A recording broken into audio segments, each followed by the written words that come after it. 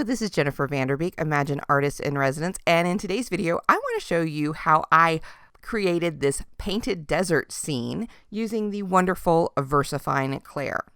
Now, I kind of unofficially call this 3 ways to paint with VersaFine Clair, but you know, painting is kind of a fluid definition and pun unintended. So the first way to paint with VersaFine Clair is to use the VersaFine Clair to stamp some images that you're going to watercolor with. Because VersaFine Clair is an oil-based pigment ink, it will not run or bleed or otherwise cause a problem once you've stamped it and are using it with water-based media. I'm going to stamp these cute and cuddly cacti onto a sheet of hot press watercolor paper, and then I am going to paint them with fireworks in New Sprout that I'm picking up with a Fantastix. Since the fireworks is water-based, it's not going to interact with my stamping underneath, and it's going to give me that little shimmer on top of the cacti, and it's just going to look as cute as can be. You can even add a little shading just by going over the first layer of fireworks once it's dry. But we're going to go a step further. I'm going to use a fresh Fantastix, and I am going to ink it up directly on my VersaFine Clair pad. And what I've discovered is that because it dries so quickly on the paper, you get this great dry brush look. And so I'm going to use that to add shading to the cacti that I just painted with fireworks. So this is sort of my second way to paint with VersaFine Clair. I love the texture it gives to the images that I'm shading. I think it's a great use for it. Now this third way, here's where we get a little interesting. So VersaFine Clair is oil-based. Therefore, if you put some on your craft mat and you spritz it with water or any kind of water-based medium, what you're not going to get is a fluid medium that you can then paint with. So I said, well, hey, it's oil-based. Let's try some oil.